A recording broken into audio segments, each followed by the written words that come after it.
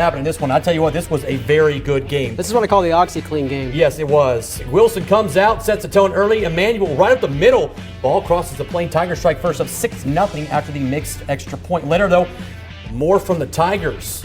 Tramel Eccles coming in from Timmonsville. Perfect strike. Zonday Butler in the seam walks it in. Wilson with the touch. 13-0 Tigers. 1 point. At one point, they led by 20, but Ainer storms back on the doorstep. Wyatt Cody, they've been talking about this young man for weeks. Follows the big fellas, puts the Jackets within 20-8. It's 2014 Tigers with less than 4 minutes to go. Big Emmanuel Tees. Direct snap, Bulls his way in for the score. Jackets tie the game, and guess what, my friends? We are heading into overtime. Can I not pick a better game to start the season? Look how dirty that jersey is. It's awesome. Wilson gets the first opportunity. Emmanuel on the sweep. Follows the blockers, hits pay dirt. Tigers strike and connect on the extra point to lead 27-20. Remember the extra point for later on in this one. Jackets go into the bag of tricks. The big fella, Doc Hilbert, up the middle. Where is he? Number 55, fakes out the cameraman and the Wilson defense. Ainer pulls within 27-26. After a delay of game penalty, Jackets go for the win, back on the 8. Could they get it done? Not gonna happen. Wilson comes up big, the defense does. Tigers win it on the road. Big one for Rodney Mooney and his football team as they beat a very good team on the road, 27-26 in overtime. What can you say about Wilson, Andrew? They showed up tonight. They have all the talents. They can really make some noise in that region as well, and they expect to do so. To go on the road and beat a very good Ainer team, especially at their place, that says something. They're hosting Lexington. Knight Stadium. We catch this thing in the second half of activities where the Knights, they're backed up in a corner right here. This is a tight game, but boy, does it open up with Deuce Hudson. The Deuce is loose. Man, that kid is special. Ladies and gents, come on, safety. Can you get him? Oh, I don't know if he's going to get him. Certainly not. He's got a house call. There's supper waiting for you, Deuce. That is a 90-plus yard scamper to the house. Jordy got taken out too. Sorry, Jordy. He did, Jordy. Sorry. Yeah, well. That, as you can see, they're close game as that gave West Florence lead 28-21. Coach is still concerned. This is why. Where was the safety? Not close enough.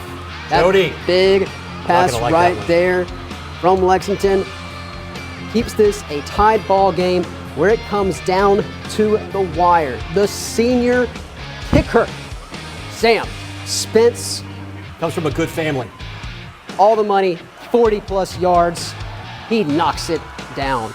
The Knights, with Sir Sam, making it happen as they inch this one out, 31-28. Look at the top 10 matchup, week 0. This is what you want here on the End Zone, ladies and gentlemen. You kind of expect a game of this magnitude to go like this. A big win for Jody Jeanneret and his Knights at home, picking up a huge win over a ranked team and a very good football team. And to have Spence kick the game-winning field goal to win this one's only fitting because he comes from a very good family. Both his brothers played at Clemson, won national championships as a matter of fact. So to watch that young man win it for him is a big deal. And I tell you what, it's going to be fun watching West Florence this year. Especially so. Good thing for them. They got the even overall with Lexington. Let's see how much noise they made tonight as they were on the road. Not a far trip for the fourth-ranked team in the division. They went down to Lake City to take on the Panthers. Let's roll the tape. Lake City feeling pretty confident, like you said. New unis, I want to say, or clean unis. That helps. Knights on the road for the first time this season, though, with the Panthers. West strikes first with that Deuce Hudson laser to Bryson Graves. Knights in the end zone, up 8-0 early on. Lake City, though, they would try and do an answer back here, looking to equalize. Pass, though, picked. Steven Smalls, that dude, straight baller, getting up there and getting the mitts on the ball. That's what you need to keep Lake City out of this game. Knights on the doorstep yet again. Hudson calls his own number. We all know that guy's got wheels. And he scores there for West Florence. This one was pretty one-sided. Be done. West Florence rolled tonight in Lake City, 32-7 over the Panthers. Good win for the Knights. Go to 2-0 on the season, so that's good for them. Panthers, they knew they had their hands full tonight. They knew they had their hands full tonight. You know, Coach Baker, Ronnie Baker, and Jody Jeanneret are good friends. They have been for a long time. So I know both of them were looking forward to this game, kind of see how, how it would play out. It went Jody's way, obviously, this evening. And, the Knights go back home with the win, 2 under their belt. They got Ben Hampton and the Red Hot Sox Deep Braves coming to town. And oh, yeah, that's going to be fun. Lake City has Wilson, our beloved producer's alma mater, taking on Marion. And the Swamp Foxes, they're looking to have some fun tonight, and they get started off early. Gabriel Cusack back to pass. He hits Jamarius Wilson, that is, gets first down and more before taken down out of bounds. Good gain there to build on this drive. Cusack, he airs it out to Quashid Scott, and that is 6. She's having a really good early season. Cusack's just on fire right now. We saw how Marion handled Lakeview. Yeah, Cusack's on fire right now. That dude. Later on, Cusack with the quarterback keep. He's got wheels as well as an arm. Scrambles out of the pocket. Side steps the sideline. Get out of the way, ref. Gets pushed out there. Watch out, cameraman. Cusack also handing the ball off here now. Rashid Scott on the run. Cuts around the right and dives to the pylon. That's another score for the Swamp Foxes. They're up 14-0. End of the next drive. Wilson's Tremel Eccles. He passes deep left. It's intercepted by Cameron Felder. That won't do, folks. That leads to a 75-yard boom here from Cusack to Ronquarius Jameson. Holy moly, he's got wheels. He ain't going to catch him. Swamp Fox is now up here, 22-0. And now Wilson would try and get back in this and fight tough. Yeah, he did. And they would win. They would win. I mean, Marion I don't know where our cameraman had to go, but I feel bad. No, Marion had Wilson on the ropes, man, early on. I mean, you saw the highlights there. It was like 21-0 or something like that. It was all Marion. And then all of a sudden, both these teams just decided to blow it up and show no defense.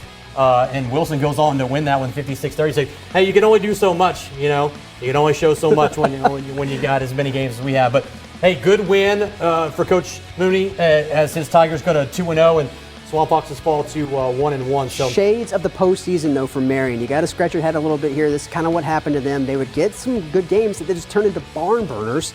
Yep. And they got to wait for them. Yep. So, all right. Well, we'll see what both these teams do next week. I know we got one more game to get to before we hit to a break.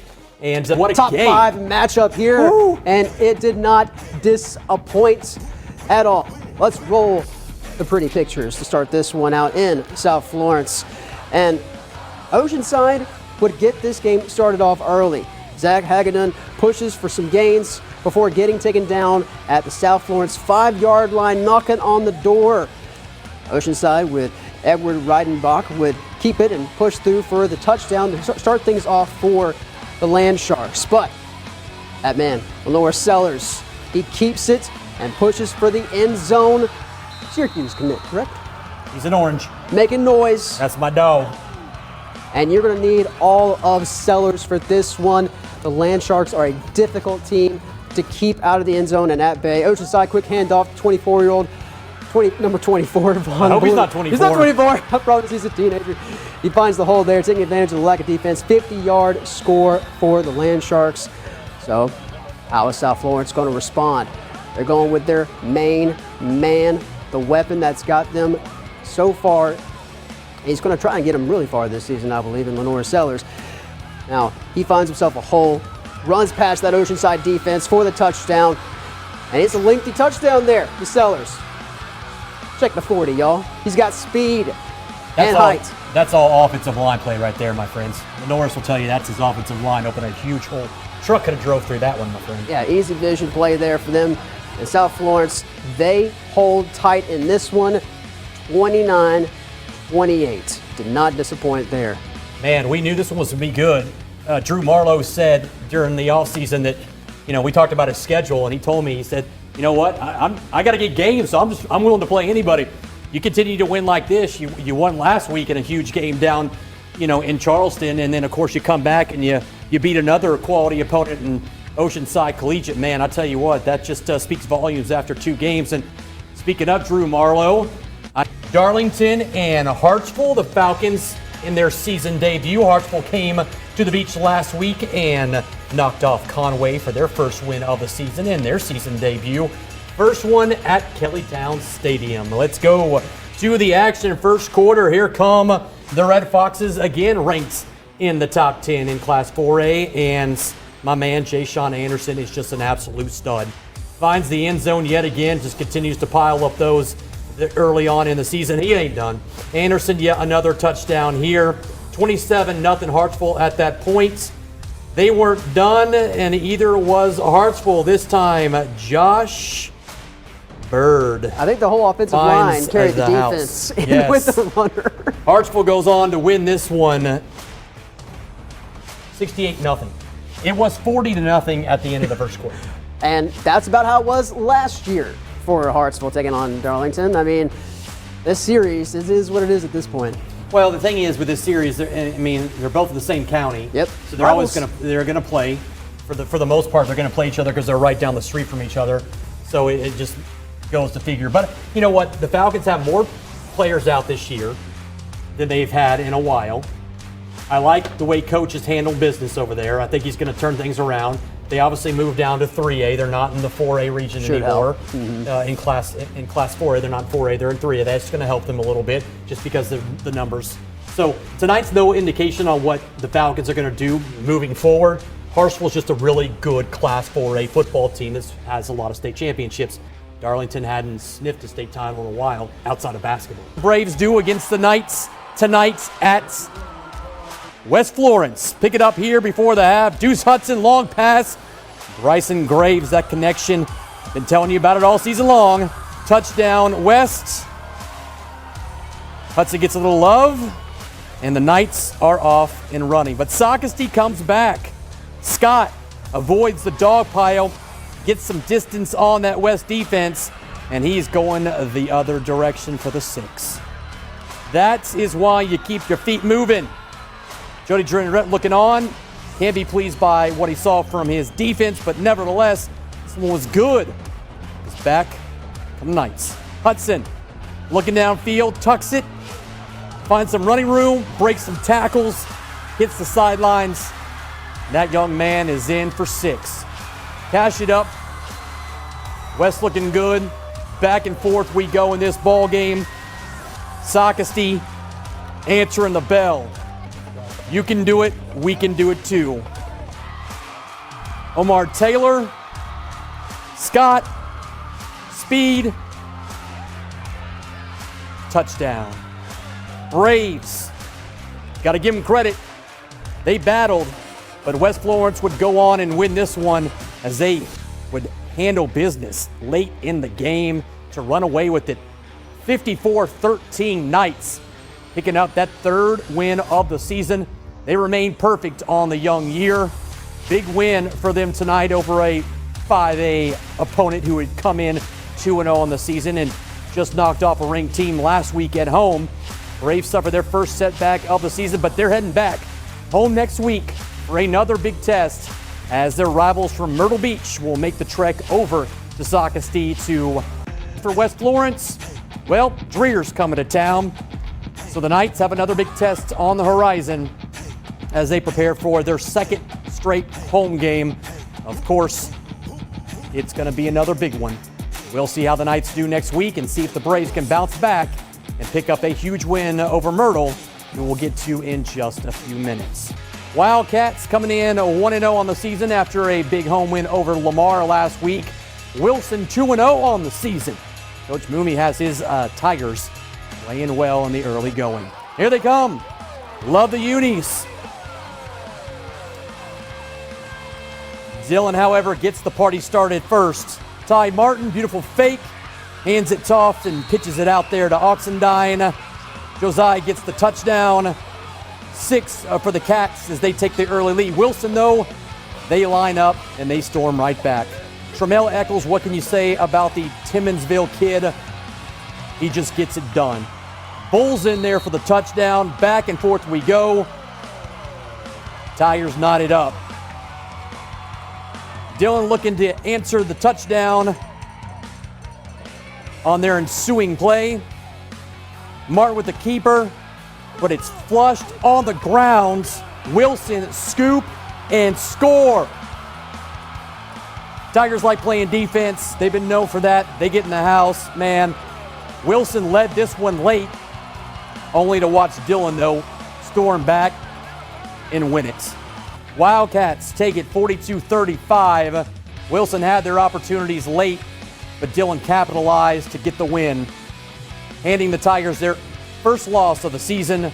Wildcats improved to 2-0 with that big matchup next week against Hartsville. It's 2 undefeated teams, 2 ranked teams, and 2 programs with a history of success.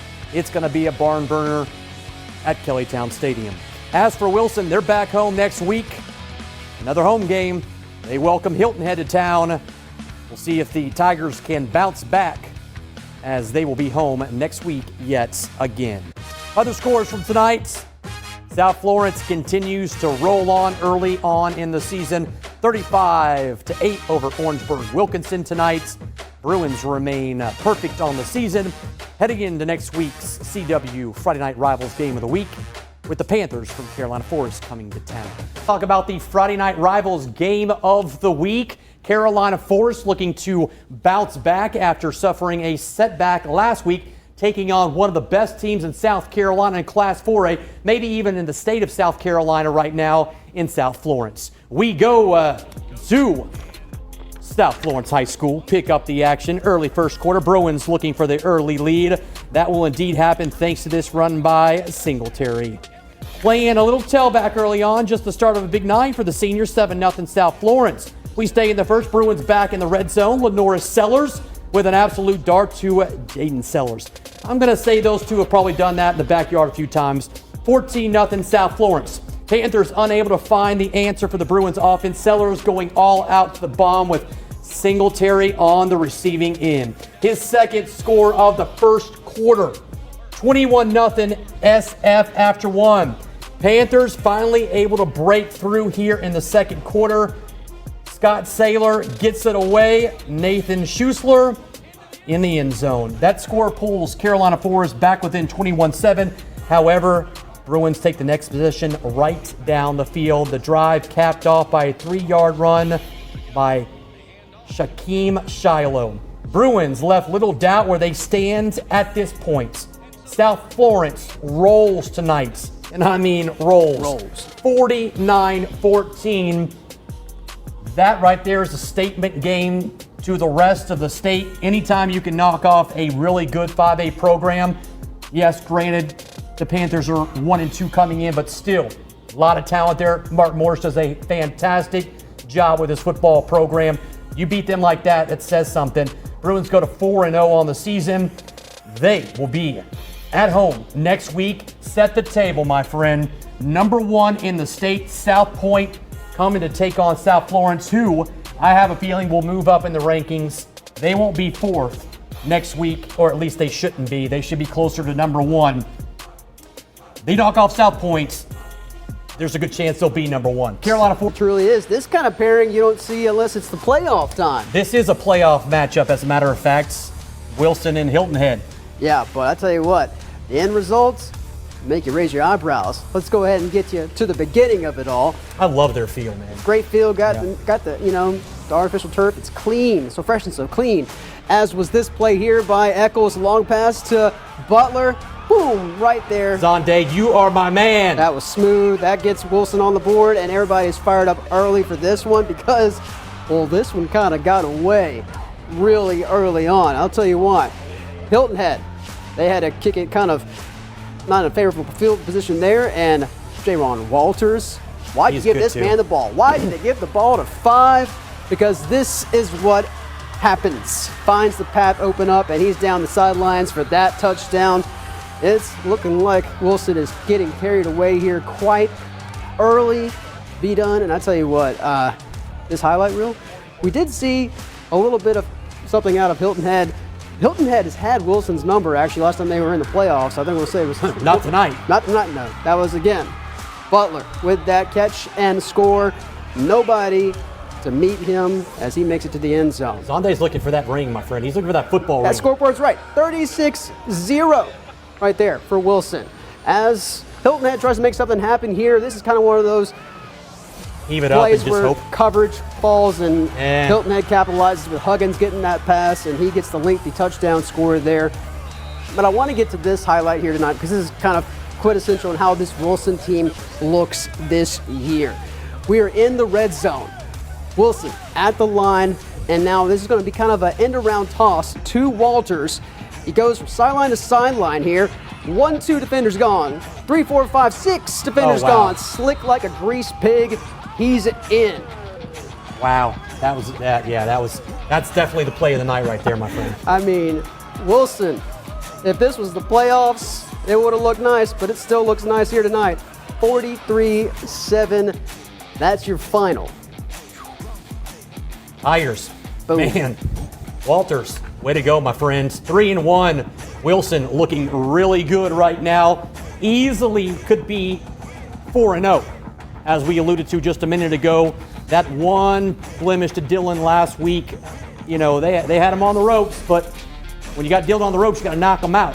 Coach Mooney will tell you that. Wilson, though, they're heading to Darlington next week to take on the Falcon and show you just kind of what the Knights were able to accomplish tonight, because it was quite a lot. Second quarter, West already up 28-7. Deuce Hudson, Mason Bitton over the middle. He'll do the rest. Knights up 35-7 at the half. 35 points in the first half. Third quarter, Hudson, calls his own number on the option. He can do that because he's got wheels and he's good. That thing. Yeah. Nobody in front of him. Turns on the jets, finds the house. Drea would block the extra point, but it really didn't matter because the Knights were just outstanding. They pick up the fumble and they run it in for another score. Yeah, West rolls tonight. They win it 47-7. Knights remain perfect along with South. Those are the only two teams in that region that are undefeated after week 3.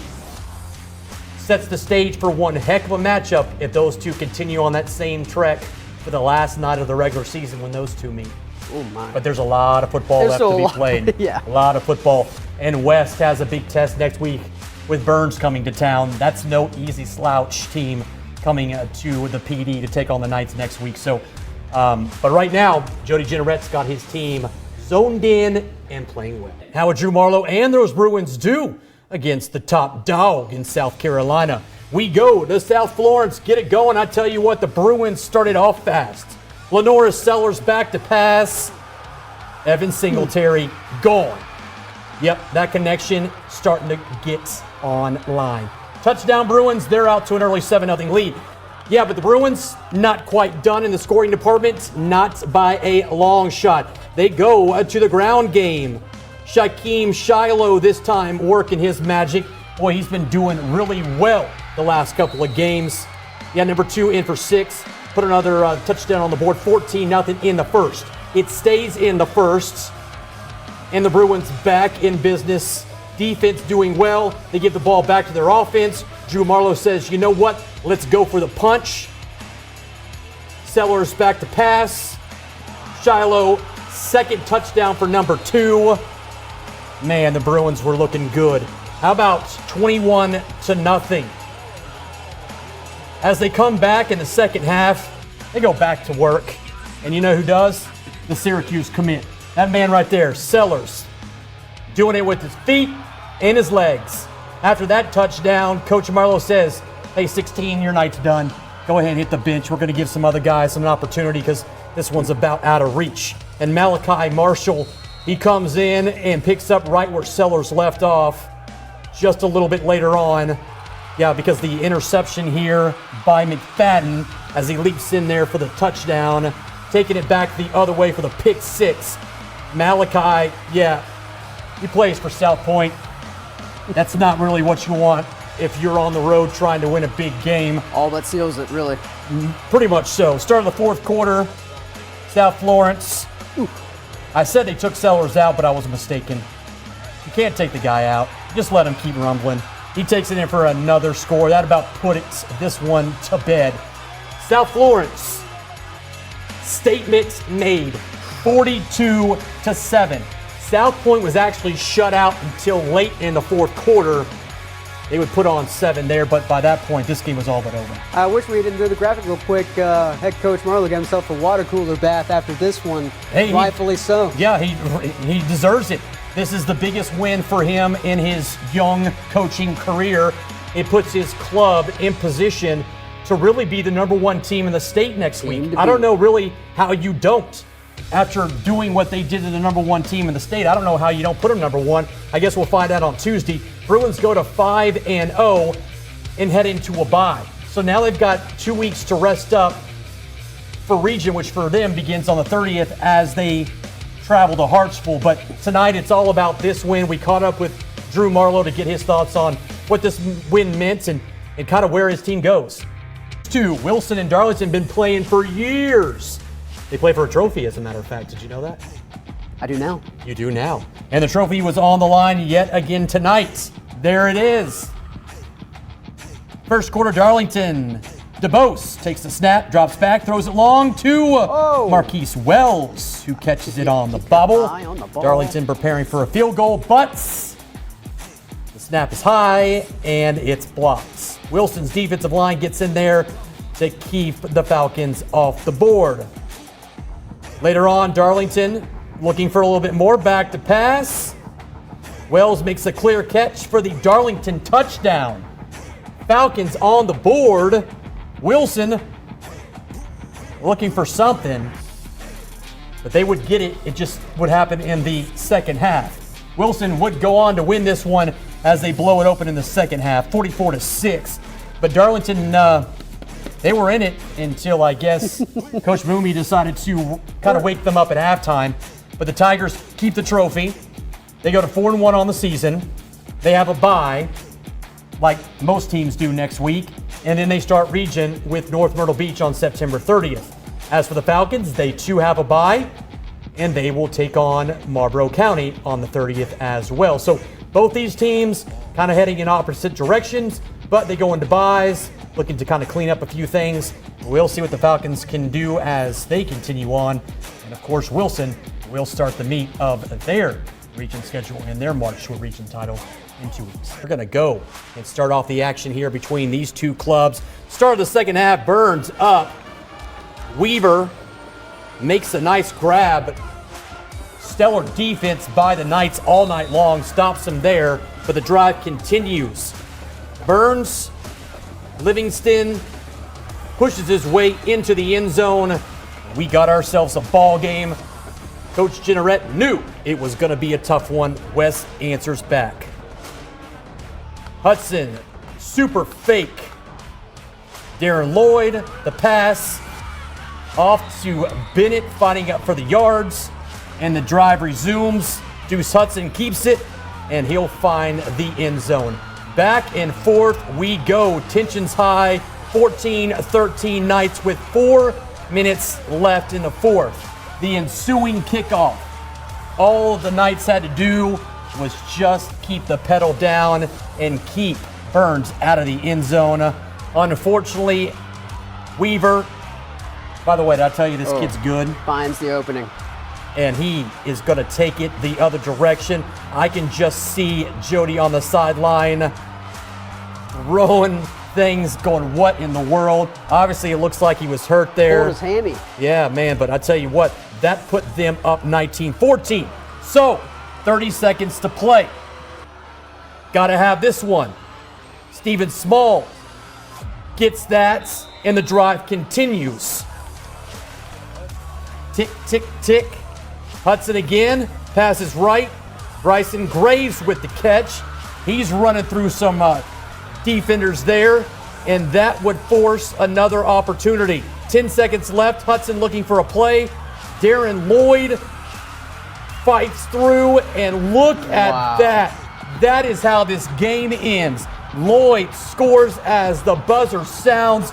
West Florence knocks off the number 2 team in the state at the Horn. 22-19 Knights, perfect on the season. What a ball game. Man, I tell you what, those Florence clubs are playing absolutely phenomenal football. I said something the other night, last night as a matter of fact, to Chris Bergen, who covers CCU. I said I wouldn't be surprised if they are 1-2 South and West going into that final week of the season. Now, obviously, there's a lot of football left. A lot of football left, but a lot of speed on West Florence.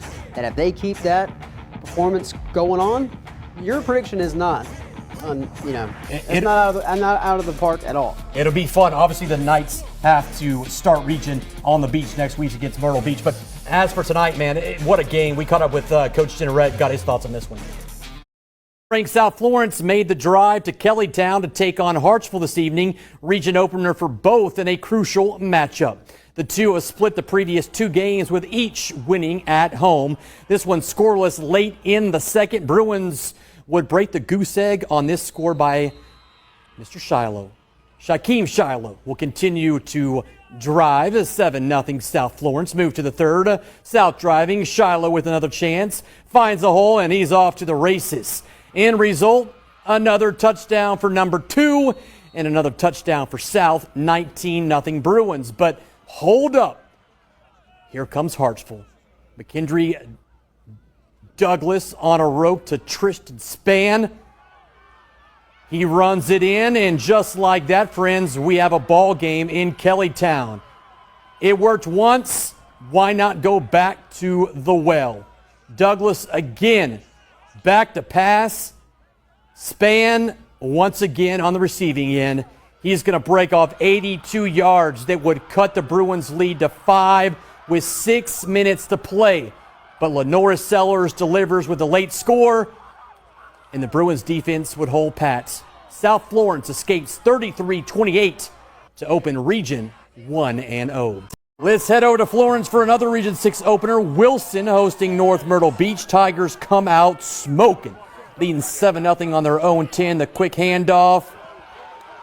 Scipio hits the corner, not a chief in sight. The senior breaks off 90 down the sideline. Just the first of several big highlights on the night for the home team as they led 14-0. Moments later, Tigers looking for a little bit more. Tremel Eccles having one heck of a season, and he'll deliver again with a nice strike to Zonday Butler, who is open yet again. The 2022 ABC 15 All-Zoner adds another score to his stellar stat sheet. 21-0 Wilson. Daquan Durham would finally get the Chiefs on the board in the third, but by then this one was all but over. Tigers 5-1 after a 42-9 win here. Up next, today with South on October 7th. Week 6 of the high school football season moved to Wednesday for most, while the weather looked quite unpleasant for Friday. A big game to open Class 4A Region 6 with West Florence here on the beach to take on the Seahawks. And the third-ranked Knights 0-2 versus Myrtle Beach since dropping to Class 4A. Seahawks look to make it 3 with a fast start. Opening drive ends with a Trey Dunn in the end zone. The quarterback finds the house to put Myrtle Beach up 6-0 early on. Knights cut the lead to 7-3, only to watch Myrtle extend their lead courtesy of Cam Ward. Mr. Do-It-All continues his big season. Seahawks at that point look to have this one on cruise control. But a turnover deep in Seahawk territory brought new life to the Knights. Darren Lloyd rolls in from 2 yards out, putting the Seahawks lead to 14-10. However, West would outscore Myrtle Beach 15-7 in the second half with 2 scores from Deuce Hutton. White Knights win it 25-21, pushing the record to 6-0. South Florence and Wilson. The site for this one, South Florence High School. Get it going early on. Yeah, Drew not so happy, but he will be here. Lenora Sellers, J. Braun Johnson, touchdown, and South was moving.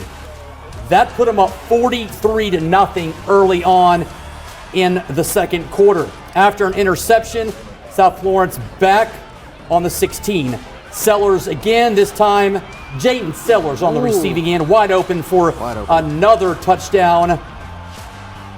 Lenoris accounted for 7 touchdowns in the passing game and also ran for another. Had 425 yards in the first half, and he wasn't done quite yet. How about another touchdown for the Bruins?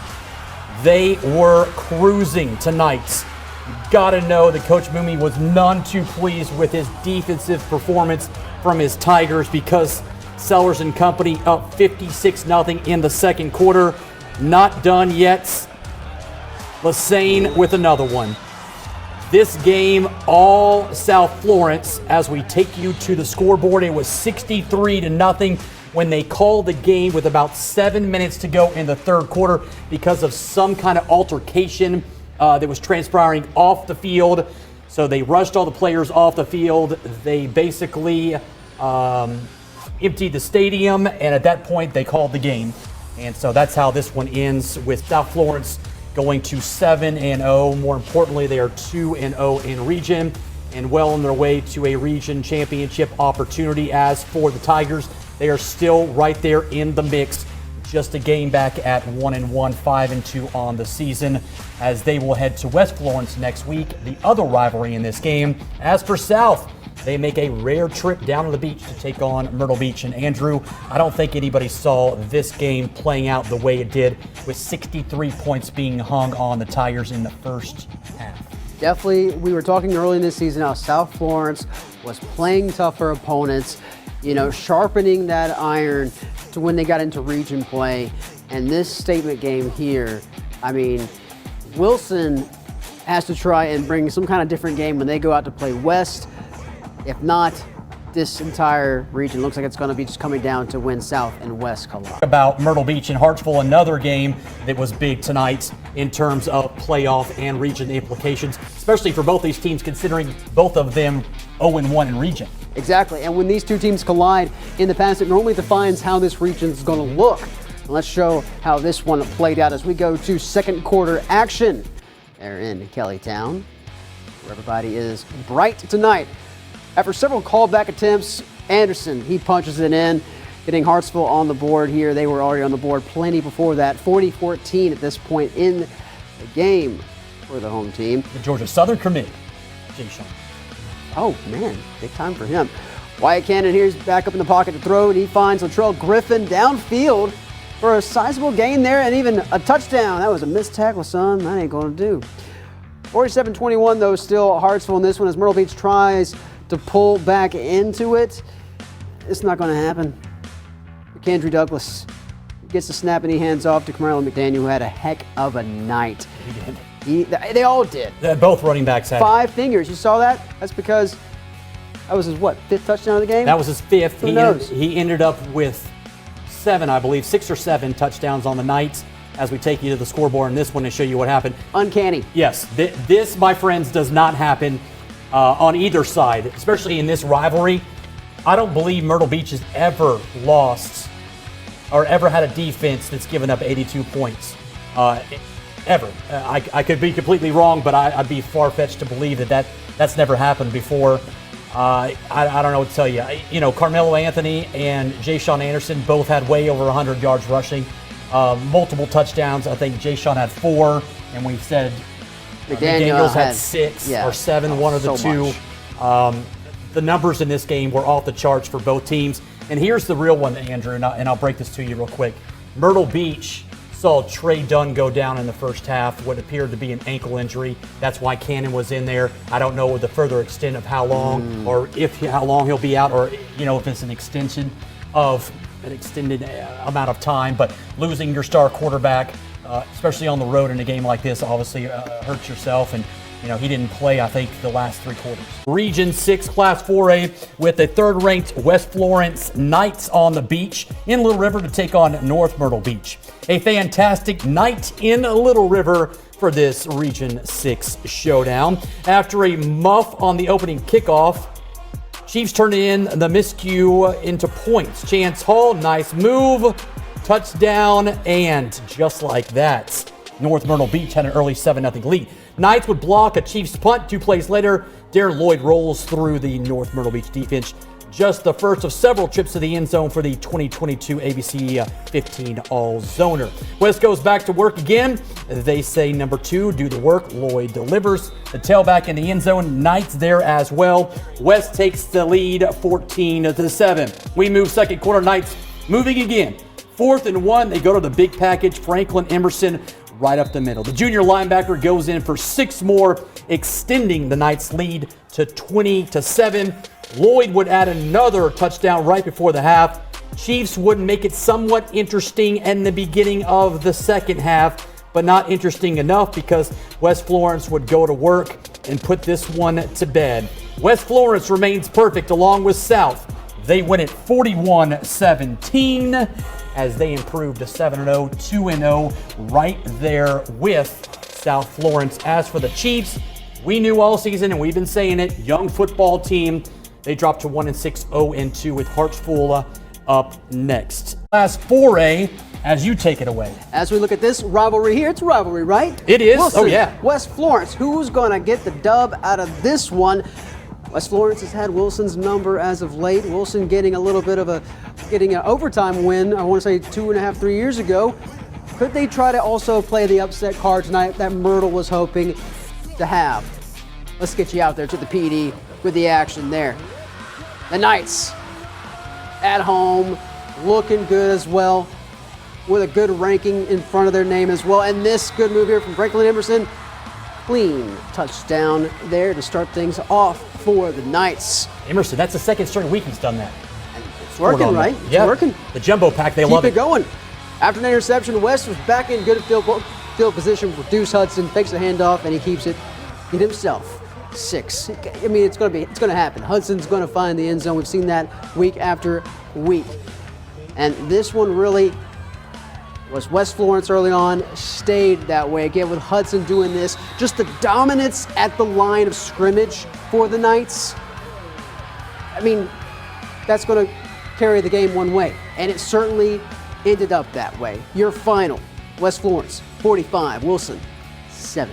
Man, you know what? After this really fast start Wilson had, the last 2 weeks have not been what Coach Boomey had anticipated they would be against South and West. They've got to regroup because next week's the tail of the tail. You win that one, you're going to the postseason. You lose, and you're going home for the year. So, circle it up, circle the wagons. Get ready for next week. You're at home. You got the Seahawks coming to your place. You've had success against them in the past. We'll see how it goes. As for West, hey, on TV next week. Sure are. Big game. Big game. Hartsville. Ooh. Yep. Hartsville coming in town. The Red Foxes. That will be the game of the week on CW21 next Friday. We'll preview that matchup as the week progresses next week. Look at Phil. You and I were just talking before the show. Myrtle Beach has dominated South at the beach. The Bruins have never won a game at Doug Shaw Memorial Stadium. They have not. And that's saying a lot. So could it change tonight? Well, let's go to the Doug Shaw Memorial Stadium, the site for this one. Number 1 Bruins against the Seahawks. Showdown. And we get the action going. Myrtle Beach, man, came out smoking. Second play of the game, 7-0 after that Malachi Washington touchdown. Myrtle Beach looking for the upset, and they were done. Washington finds the end zone for the second time in the quarter. Could we have an upset brewing at the Shaw? Andrew James. Well, hold on a second. Bruins answer the bell. They go back to work. Lenore Sellers with a dime. Singletary. Man, how many times have you seen that this season? That hookup, man, has been deadly. South back in business, down just 7. After a turnover, Bruins back in the end zone. Shiloh right up the middle. What a season for the senior tailback. Just like that, we're knotted at 14 in the second. Sellers and the Bruins go back to work after the defense held in check. Singletary with his second touch of the first half. You can start to sense the tide changing a bit. South would take their first lead. Time winding down prior to the half. Sellers again showing off the arm. Juan Fargas puts the Bruins up at the half, and they would put the hammer down in the second half. Sellers does it again. The Syracuse commit with another stellar performance, as were the Bruins. They win it 56-21. Snapping that skid at Doug Shaw, winning for the first time here at the beach. More important than all of that, they remain perfect. 8-0 on the season, 3-0 in region. I tell you what, my friends, that collision course between the two Florence schools is just a week away. We'll find out what happens next week. Let's not get ahead of ourselves. Of course. As for the Seahawks, boy, my friend, they have work to do. They are winless in region after the first 3 games with 2 games to go. Next week is going to be the tale. Whoever wins that game between the Seahawks and Wilson will punch that last ticket to the postseason. As for South Florence, they go back home to take on North Myrtle Beach. Man, what a game. What a performance by the Bruins as they continue to roll on. Hartsville, coming off that 82 points they put up against Myrtle Beach last week, taking on the other team from the beach in North Myrtle Beach at Kellytown Stadium. So back-to-back weeks, the Beaches have been to Kellytown. We get it going. Red Fox is already up 7-0 in the first. We pick up the action. 30 seconds to play in the quarter. Douglas goes through the read and decides to tuck this one. He takes it in and takes the first down. First play, now in the second quarter, Jay-Sean Anderson runs it up the gut, bounces it outside, all the way to the score. The Georgia Southern commits would help increase that Red Fox lead to 14. Still second quarter, Douglas again finding plenty of time. Yep, finds his receiver who was tackled just shy of the goal line. Next play, it's Anderson time. Jumps over the pylon for 6. Third score in just the first half for Hartsville as they took a 21-0 lead. Red Foxes would put an exclamation point on this one. Carmelo McDaniel, dude is just straight balling the last couple of weeks. Finds a huge hole, and he is gone. Red Foxes take a 28-0 lead in the half, and they would go on to shut out the Chiefs. 49-0. 2 very impressive wins back-to-back for them over the 2 Myrtle Beach teams. First Myrtle and now North Myrtle Beach. The Red Foxes, bam, right there in the mix. They improved to 5-3, 2-1 in region play with that big matchup with West Florence on the horizon. As for the Chiefs, well, their struggles continue, but they're growing, Andrew, and that's what you need to know out there if you're a Chiefs fan. A lot of sophomores, a lot of juniors are playing, which bodes well for the future because those kids are getting a lot of experience at the varsity level, especially the host of sophomores that they've got playing. Do with Myrtle Beach and Wilson, whoever wins this one goes to the playoffs. Exactly. Playoff implication game. We talked about this last week. Who was going to come in the number 3 for the region? Myrtle Beach. Sneak back in and be that person. You know, they started off the season kind of slow. Wilson started off pretty well. They collided tonight. Let's get to it. As the Seahawks and the Tigers come together. Myrtle Beach gets an early score. Wilson ready to answer, though. Eccles hands off to Boston. And he's gone. You're not catching him. Speedster blowing away the Seahawk defense to get Tigers on the board. That's what they need. I mean, only way you're going to beat Myrtle is probably put up more points than they do. We've seen how Hartsville did it. Next up, Myrtle Beach at the line. Cannon, handoff. Malachi Washington pushes in to get over that line. Washington, really the just bell cow for the Seahawks. Yeah, he's done really well. Yeah, he's done really well this season. Old reliable. As is Eccles here. Fakes a handoff, and he finds Waiters, makes a man miss. Oh, fake out. That's a score for the Tigers. Got that D back on skates. Waiters had a really good game tonight. Big night for Wilson, but also a big night for Myrtle Beach. They would not go quietly. Cannon handoff to Ward. He takes off. Now he has to put on the brakes and change some directions, make some miss, shake and bake. The stiff arm allows him still to corral it into the end zone for the score. This was a back and forth barn burner, as you can get the barn burned to the ground in ashes, charred earth in this game. The big man with the ball, and he finds his guy, Waiters, again in the end zone. This was a back and forth passing, running touchdowns, all the good stuff. This was a 21-21 game tied at half, or 21-28 that is, and that wasn't even the fun part. It kept going all the way to this crazy finish. The Seahawks inking it out, a massive score. Myrtle Beach scored 4 touchdowns in the fourth quarter to put this one away to win it 61-58. That puts them in the driver's seats for that 4th spot, because right now you got West-South battling for 1 and 2. Hartsville's there at 3. Myrtle Beach with this win will be 4. If they do take an at-large out of this region, which they have in the past because this region is strong, and you got to remember that Wilson is 5-4 on the season and just 1-3 with Hartsville coming in. So there's a possibility that Wilson could get the at-large. So we'll see. The only one out of this region that's completely out of it right now is North Myrtle Beach, but everybody else is right there in the mix. But this is a big game for the Seahawks in terms of getting that win and putting themselves in the postseason yet again, because there was some talk that maybe Myrtle wouldn't go to the postseason this year, and that would have stopped a drought of like 15 or 16 years that they have been in the tournament. So they're there now, and we'll see where they go from here. Still fighting to finish the season at 500 for the Seahawks. Favorable matchup next week.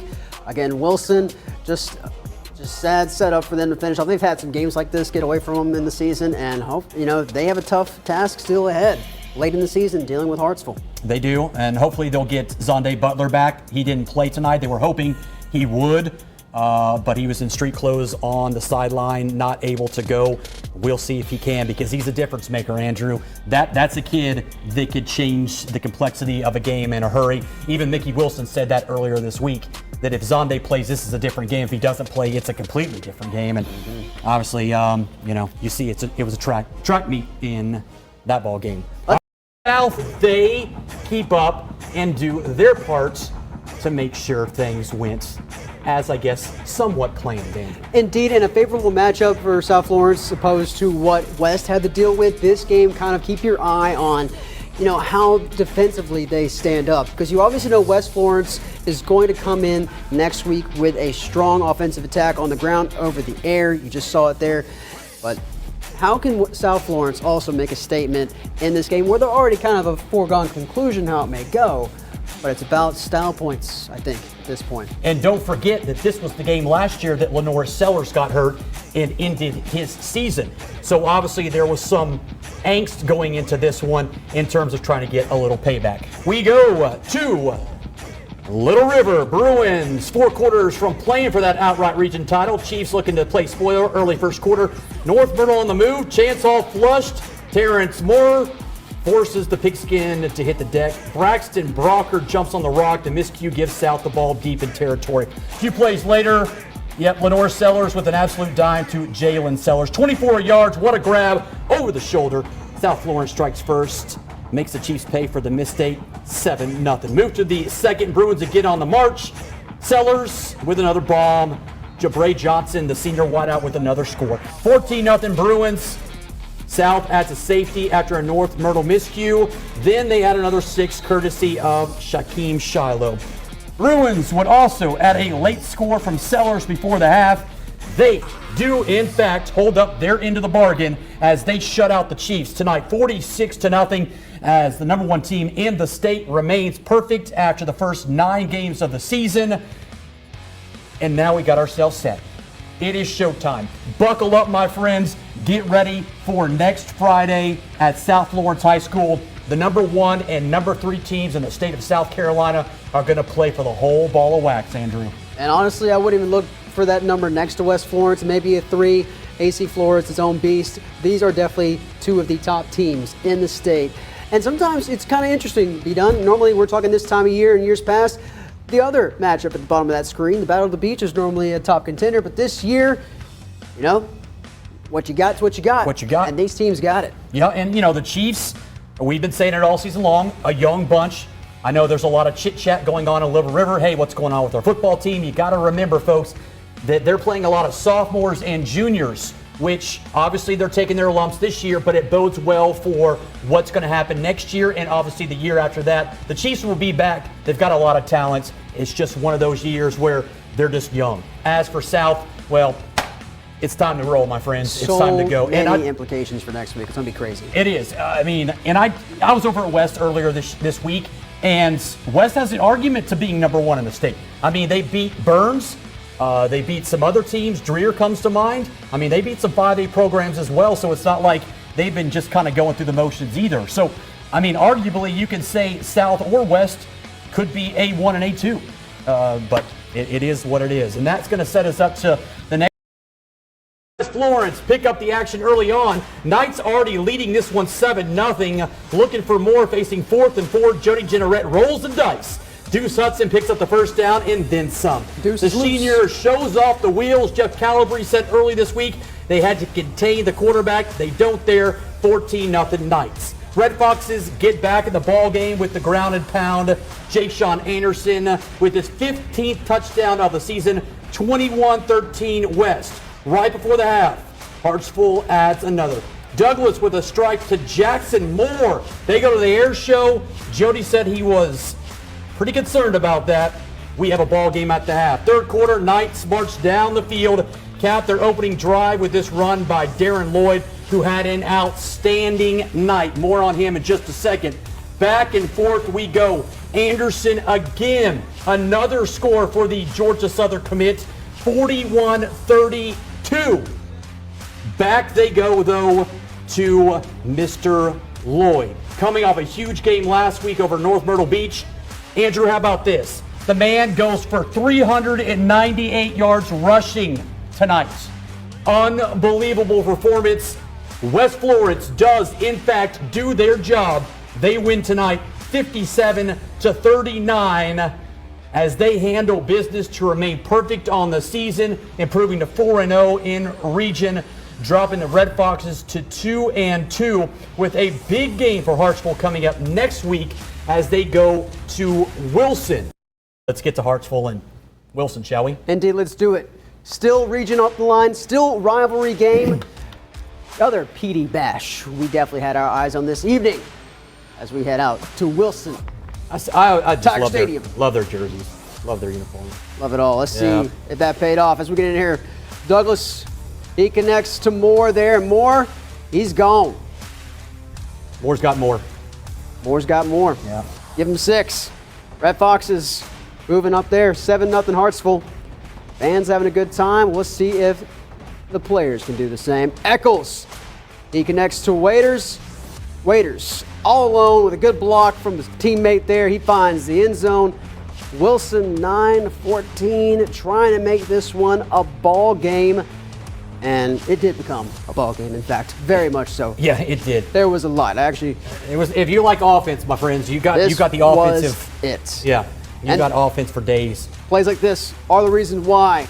Good throw from Eccles, finds Scipio with a dime and the score. Xavier had a big night himself. Wilson at this point was within a score of Hartsville. It was 23-28. Hartsville doing what they have done all season, pulling away. In the second half, you know, it's crazy what Hartsville does because it's like they take a little time to kind of get going, and then once the second half hits, boom, they just blow up. Yeah, the offense in Hartsville, if they have to play another team, possibly, I don't even know if this scenario could happen if they have to see West or South. I want to say 90% sure that 2 of our area teams in that region will likely meet at some point in the playoffs. It happens every year, and this year I would be shocked if it didn't happen. Situation, though, for Wilson at large. Could they ink their way in? Maybe. I mean, if you look at their record, now take away region, granted the region record in this region, 1-4, their only win came to North Myrtle Beach, who we'll get to in just a few minutes, but 5-5, played in the toughest region. They played really well against those teams in that region. So you would think they're obviously in the conversation for that at-large bid. Obviously, we'll find out for sure later this weekend. As for Hartsville, they're going to go back home and take on Lucy Beckham next week, and they're the 3rd seed out of Region 6 as it goes southwest, and then Hartsville. All over the place. And this game right here, you know, it was the Friday Night Rival CW game of the week. In the past, this game has been phenomenal over the past several years. Obviously, both teams have struggled at times this season. But when these two meet throughout the records, that's what we said earlier this week, and we're going to show you why. All right, let's get it going. Little River, the sights for this ongoing rivalry. Seahawks get rolling early. Cam Ward, nice block out there. 7-0 Myrtle Beach. Seahawks strike first, and it looked like, their offense was going to get rolling. Chiefs said, not so fast, Mr. Dunn. The fans are fired up, and we're ready to roll. Daquan Durham Good blocking. had himself a night. That 6 tied it up at 7. North Myrtle on the move again. Chance Hall looking, throws a laser to Alan McCormick. What a grab. Chiefs take the lead. And could we have an upset brewing at North Myrtle Beach High? Seahawks storm back. Wyatt Cannon right down the line, hits Kenny Brown in stride. Back and forth we go, knotted at 14. We move, fourth quarter now. Chiefs with an opportunity. They're driving, back in business. Abraham White finds a lane, enough so to find the end zone. Chiefs reclaim the lead 20-14. They would then salt this game away as they get a big 4th and 1 to pull off the win. And the Chiefs do in fact beat Myrtle Beach 20-14 in a fantastic game. It'll go down as one of the better ones in this rivalry. And with the win, Andrew, the North Myrtle Beach Chiefs secure the 4th seed in Region 6 and are headed to the playoffs. The Chiefs are going to Irmo as of right now. Playoffs? Playoffs, yes, they're going to the playoffs. And the Seahawks are on the outside looking in. If they don't get in, it would be the first time in, I believe, 15 or 20 years they haven't been in the playoffs, Andrew. But right now, they're hoping at an at-large. We'll see if they get it. But there's no guarantee. The guarantee is the Chiefs are in the playoffs. Of course, for the North Myrtle Beach staff, they've had to grind this season. They obviously now had to focus on postseason. That's really good to look at. And this game right here, just, I mean, what a turnaround. Everyone and their brother's, nephew's, cousin's dog was talking about West and South this week, and rightfully so. The biggest game in Florence County ever. I don't think they've ever had, this was sold out. Oh, yeah, it's sold out on Sunday. It's sold out. I don't think they've ever had a sold out game. If they have, it's been quite a long time. And it's rightfully so that this game was advertised as it should be, given where both of these teams were, undefeated, playing for region championship. South Florence #1 in the state, West Florence 3rd in the state. And the collision course has been online for quite a while tonight. Week 2, week 3. Oh, yeah. I mean, what Deuce was doing, and they're set up with their offensive attack. Well, Norris, already his pedigree is just massive. Everybody was so jazzed up for this leading up to it. I mean, you could feel it even all the way here in Horry County. Oh, I think the whole state was talking about it. I had people in the whole state that were glued in on this game. And with that, without further delay, let's go to South Florence High School and pick up the action. Here come the #1 team in the state. South Florence ready to rock and roll. But it was West who would strike first. Deuce Hudson airing it out on 3rd and long. Bryson Graves, how you doing, my man? Wide open for the score, just like that. Knights take an early 7-0 lead. Drew Marlowe, none too pleased as he will rally the troops. South coming back. Lenoris, direct snap, plows in for the score. And the packed stadium was roaring because we had a ball game. South again, moving. Sellers looking for more, and boy, would he have yet another huge game. Pushes himself again into the end zone, reaches over the line to get yet another score. The Syracuse commit fired up, the Bruin Nation as well. They were starting to pull away in this one, but the South Florence offense not done. Sellers again launches it, and Jabray Johnson pulls down the touchdown. Man, South making it look easy after trailing early on. The fans going bananas. A sold-out crowd, standing room only. Shaquem Shiloh, hey, get in the mix, my friend. Adds another one to the scoreboard. And this one would be all South Florence. The Bruins with a statement. They win it tonight, 45-14. Huge win for the Bruins as they are your 2022 region champs, finishing the regular season a perfect 10-0. Up next, the #1 seed in the postseason. They will find out who they play this weekend. It'll be an at-large team when the brackets come out. As for West Florence, they will be at home as well. Just their first loss of the season. They will welcome Lugoff Elgin to Florence next week. If the playoff situation stays as it is, with Ridgeview most likely not being in the postseason. They were until today, but they had to forfeit 9 games, which knocked them out of the conversation. But they did appeal. That appeal is on Monday at 10 a.m., but it's highly unlikely that they will win that. So Lugoff Elgin will be at West Florence. More on this game now as the head coach of the winning Bruins joins us live for the second time this season. Drew Marlowe, a happy Drew Marlowe, more so one that is now can breathe. Drew, what a fantastic game. Have you ever been in a situation like this with the crowd and just the hype, and what was like to play, or I should say coach, in this game? I can hear other people. I can't hear you, Brandon.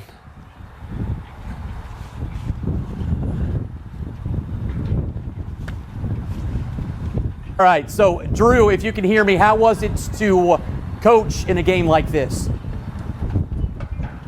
Oh, it was tremendous. It was a great night tonight. We had an unbelievable atmosphere. Had people lining up at the gates at 5 o'clock. We walked in, and it was just an unbelievable atmosphere to play in. Really special for our kids. Tell me a little bit about what your message was when you fell behind 7-3. It seemed like you kind of got this team fired up. Did you really have to say anything, or were the players taking it upon themselves to kind of get themselves going? No, I didn't say a word. I just told our coaches to get them back, refocused. It's a long game. Really, all we had to do was just keep running right there, not try to jump for the ball. But no, our kids have been extremely focused all week long, and certainly not how we wanted to start the game. But, I knew we were going to be all right. What does a win like this do for your program going in to the playoffs? Because obviously you have achieved the goal of winning a region championship, but the ultimate goal is to win a state title. How do you feel going into the postseason about that possibility? Who knows? I told my team after the game, we've really been talking about this since January. We were going to play 3 seasons, a non-region, a region, and then a playoff schedule. So the most important thing tonight is that we secured a number 1 seed, which guarantees us 3 rounds at home. Moving forward, we've just got to continue to be focused on ourselves and not our opponent, and just keep going. We're fighting for our lives from here on out, though. So everything that we've achieved to this point really doesn't matter. It's all about what's ahead. Drew, I've talked to quite a few people over the last several weeks, and every time I talk to somebody, they bring up Lenore Sellers and what a tremendous athlete he is. Another big game for the Syracuse guy tonight. I mean, you've said so much about him, but when you have others that are talking about his capability on the field and just his mannerisms off, what does that say about what he means to your program? He means the world to this program, and he really has for 4 years. He's the best football player in the state. I don't think there's any doubt about it. He can get it done however we need to get it done. Tonight, the wind and kind of rain came out of nowhere, so we committed to running the football. He didn't throw it a whole lot tonight, but Lenore's is a kid who wants to win, and he doesn't care what it takes to win, and that's why he means so much to our program. He's unselfish, and most quarterbacks want to throw it. But he was good with running it. He was good with doing whatever it took to win tonight. Drew, I appreciate it, my man. Enjoy this win. I know that you'll probably put it in the rearview mirror tomorrow as you start preparing for the postseason, but enjoy it tonight. Thank you for joining us and staying up late with us. And, of course, we'll see you guys next week, and we'll see how the playoffs work out for you, my friend. Hopefully we'll see you in Columbia here when it's all said and done. We hope so. Thanks for all you guys do for high school football. All right, my friend. We'll see you, buddy. Let's talk about Class 4A Region 6, where every team in that region made the playoffs. All 6. Highlighted by, of course, the number 1 team in the state, the number 2 seeded team in the bracket. go figure that one out. If you figure it out, let me know. Anyway, South Florence at home to take on Richland Northeast. Indeed, but as you put it, this region around here is the SEC of South Carolina high school football. Yep. And South Florence make a statement in their first game in the postseason. Let's get to it and show you how they panned out. Someone forgot to pay the light bill, but these guys are going to light it up to start things off. You almost fell, buddy. Stay on your feet. Hey, man, they're fired up. It's playoffs. Bruins got some momentum, and they start off early with Sellers. He finds Fargus. Boom. You got to do a full tackle to get him down. Bruins on the board early with that touchdown pass. Doing it as they normally do. Sellers back again, looking to pass. Whoa, wants to run. Nope, he'll stay there. Passes, beautiful touch to find Shiloh. Get in the end zone. That kind of play there is because this guy is just so dynamic. He's a special Sellers, one. This is a one-in-a-generation top player type in the kid. state, according to head coach Marlowe there. Now, Richland Northeast not quitting, but not getting much done there. That is a pick six for Derek Goodman. Right back, and Bruins are rolling in this one early on. I want to say it was a brutal score at halftime for this one. Sellers, this is why. Faking the handoff, still rolling. You're not going to catch this guy. I mean, that kind of throw is insane. His body is not positioned right to throw a dart like that, but he finds it. And he's going to be scoreboard on this one. He's going to be fun to watch at Syracuse. That man. He's something else. Putting the pain in your final. South Florence rolled. Big time. Yeah. Bruins win it 61-18. We kind of knew that was going to take place given what these two teams opposite end of the spectrums. Bruins remain perfect on the season. Next week, back home, one of the few teams back home. I did all the math before I came out here. Only 5 area teams will be at home next week. South Florence, one of those 5. They'll take on Bluffton, who went pretty deep in the playoffs last year, if I can remember correctly. I think they were in the championship, weren't they? I don't know. I was in the hospital. We were signed off at that point. Oh, I don't know. I think we have most of our teams are gone. Yeah. We stopped paying attention. So anyway, South Florence home next week to take on Bluffton, and they just continue to roll as they remain perfect on the season. The other team that is having a stellar season had one hiccup, obviously. That came last week to South Florence, but they were home tonight at the Castle to take on Lugoff Elgin, dropping in the rankings to 4th after that loss to South Florence. I'm not quite sure why they would drop that low. You would probably think maybe 3rd because AC Flora is up there as well. But you know what? Nevertheless, I digress. It doesn't matter what your ranking is until December 3rd. At this point, show up, show out. Show up and show out. All right, here we go. Let's get it going. The Knights on the field, ready to rock and roll, and so was the combination of Deuce Hudson and Darren Lloyd. That combo all season, dirty. Lloyd, just dirty. Unbelievable. Another huge game for the senior tailback. Deuce just having one of those fun nights. We go a little bit later on. Demons on the 17. Preston Rhodes hands off. Maybe Keith Carter? We don't know. Making it through the line, stiff arm, clear way in for the touchdown as the Demons put themselves on the board with some more points. Jody watching. Demons loading up. Rhodes again piles into the end zone, making it somewhat of an interesting game. Jody's always just, he's just like, let's just go. Let's just get things going. We can answer right Coach, back. No problem. I got your back. Another touchdown for that young man, coming off a performance a couple of weeks ago where he had almost 400 yards rushing. He had a host of touchdowns tonight. He would push through for, how about another opportunity to put another 6 on the board for number 2. And yeah, he just goes ahead and delivers one more time because, you know what?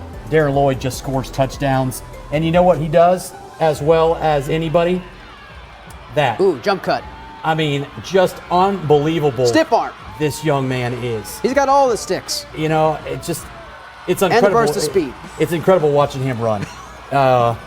This one, all West Florence, they win it. They bounce back in a nice fashion, 52-27 to get to 10 wins on the season, which sets up an interesting matchup next week because they are going to take on Myrtle Beach. Rematch. A rematch that happened a couple of weeks ago. We caught up with Coach Jenneret to get his thoughts on this one and what next week looks like. South, the number 1 seed. West, the number 2 seed. Now it's time to talk about the 3rd seed, Hartsville. They were home tonight as well, opening the postseason.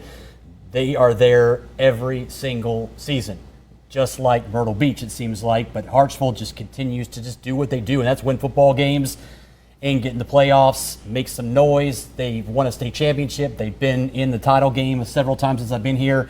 It's just a quality football team. Jeff Calabrese does a phenomenal job. Tonight they're home against Lucy Beckham. Yeah, and this has been a season where they've been able to be tested a lot, figure out who they are and how much grit they have as a team. We know they have a solid running attack, but how can that withstand a full 4 quarters? Yep. Well, you know, we've seen kind of what their defense has surrendered a little bit, but they've always had their offense to lean on, which has pulled them through a couple of games, and we'll see if they needed that this evening, because they have 2 of the best in the state of South Carolina. Open it up early on. Carmelo McDaniel. I mean, there you have it right there. Right up the middle, number 1 in for the touchdown. Hartsville takes an early 14-0 lead. Next, Hartsville possession. McKendry Douglas takes the snap, drops back. Jay-Sean Anderson. Hello, my friend. He can do it all. Georgia Southern is getting a special one. Hartsville does what they needed to do, and that was win. They take care of it tonight, 33-14. Red Foxes grab that dub, but here is another cherry on top of a game like this. Head coach Jeff Calabrese picks up his 200th career win, so congratulations to one of the good ones out there. Coach Calabrese, well-deserving. He's won a lot of football games, still got a lot of more football left in his tank. And still got a tough one ahead as they face, the number 2 team, basically? Well, yeah, the number 2 team in the media poll, the number 1 seeded team in the bracket. So Hartsville goes up to Columbia to take on AC Flora next week. Looking forward to seeing how that one pans out. So we told you AC Flora won. We're going to show you how they won, taking on the Tigers tonight. You know, Wilson was the at-large along with Myrtle Beach, and this is not the kind of draw you want to get. But Coach Moomey said, you know what, we'll go play anybody at any time, and they usually do, and they do pretty well. Tonight, though, maybe it was a little bit different story. Bates zips it out to Townsend. He breaks a few tackles, moves the chains for the first down. Runs like that, set up play action. Bates airs it out to a wide open Chris Lofton inside the end zone for 6. AC Florida would take the early 7-0 lead. Wilson, they're trying to respond. The high snap. Tremel Eccles reels it in, connects with Zonde Butler for the first down. However, no points on the drive, but you got to like what you see from Eccles this season, and of course we know what Zonde brings to the table. AC doing work again. Townsend making all kinds of defenders miss before he finally is taken down. A few plays later, the Falcons, they're going to cap off that drive. You guessed it, Townsend in for another score. AC Flora would go on and win this one big, 49-14, as the Wilson Tigers season comes to a close, 5-6. Not what a lot of people expected early in the season when they were off to a fantastic start. I believe they won, 4 of their first 5 or something along those lines. We thought maybe this was going to be the year that the Tigers would kind of give Southwest, Myrtle, some of those teams a run for their money. Didn't quite happen, but again, not unlike North Myrtle Beach. There's a lot of talent here, and they're moving in the right direction. Indeed. So their season comes to a close, and AC Flora prepares for Hartsville. Top-ranked South Lawrence home to entertain Bluffton, looking to take one step closer to Columbia. The Bruins defense sets the tone early. Derek Goodman jumps the route. Talk about reading the play. Outstanding performance by the junior DB. He'll walk it in. South strikes first, 6 seconds into the game, 7-0 Bruins. Marlowe more than pleased with that start. The offense goes to work. Lenore Sellers, quick strike to Jaden Sellers on the slant. He'll do the rest from there. Rolling in for another score for the top-ranked Bruins. 14-0 South, rolling yet again. The scoring far from over for South. Sellers with a dime to Jabray Johnson. Bruins score 50-plus for the second straight week as their defense shut out the defending lower state champs. South will host either Irmo or James Island November 18th. For the second time this season, Myrtle Beach and West Florence met on the gridiron. However, this meeting, the most important of the two given the status of the matchup. A second round Class 4A playoff showdown. Winner moves on, loser heads home. A rare Wednesday night playoff game given the forecast for Thursday and Friday. West rolling out the Thunder first. Deuce Hudson slicing through the Seahawk defense. The all-region selection going 39 for the score. He'll go over 1,000 yards rushing for the season in this one. 7-0 Knights. Home team rolling again after converting a 4th and 5. Bryson Graves on the end around. He'll beat the Myrtle defense to the pylon. Knights begin to pull away, up 14 in the second. After a fantastic one-handed grab by Mr. Graves, Steve Smalls finds the end zone for another score. West would lead 21-0 at the half, on their way to a 40-21 victory, second straight over Myrtle Beach. Knights will face either Hartsville or head to AC Flora next. That will be on November 18th. Back on the field, third round of the Class 4A playoffs, a chance Friday to punch their ticket to the lower state championship if, of course, they could beat James Island. A cool night in Florence for this playoff showdown between two of the better programs in South Carolina. Bruins get off to yet another fast start. Lenoris with an absolute dime to Jaden Sellers right in his wheelhouse. Folks, that's pro material from Lenoris. 7-0 Bruins. Drew Marlowe more than pleased with that start. South not done. Sellers with all kinds of time. Hats off to the O-line. Plenty of time to air one out to Evan Singletary. The Yellow Zoner with the grab at the 3 walks in from there. 14-0 Bruins. Still in the first quarter. Plenty of dancing to be had by all. The Sellers Singletary connection once again leads to another score. The senior wideout zoned in. Bruins were as well. South led 52-7 at the half and cruised from there to punch their ticket to the lower state championship, which is set for next Friday. For 3 area teams as all 3 took the field in their quest to win a lower state championship, including the number 1 team in the state, South Florence, on the road at AC Flora. What a night in Columbia. Bruins looking for their first lower state title, trailing 7-0 late first quarter. However, Bruins with the chance for the equalizer. Shaquem Shiloh following the big fellas to the promised land. Bruins on the board. We're tied at 7-all. We move to the second. South Florence down 7 on the move. Lenoris Sellers using his legs, turns on the burners and beats the Falcon defense to the end zone. Big night for the Syracuse commit. We're tied at 21 as we hit the half. We move to the third. Bruins take the opening possession down the field. Sellers with another big opportunity. Huge hole up the middle. Sellers scores. Bruins would take their first lead of the game. They would tack on another one in the fourth on their way to winning this ball game. 43-27, South Florence wins their first lower state title. They will take on Northwestern for the state championship next Saturday with a 7 o'clock start from Benedict College.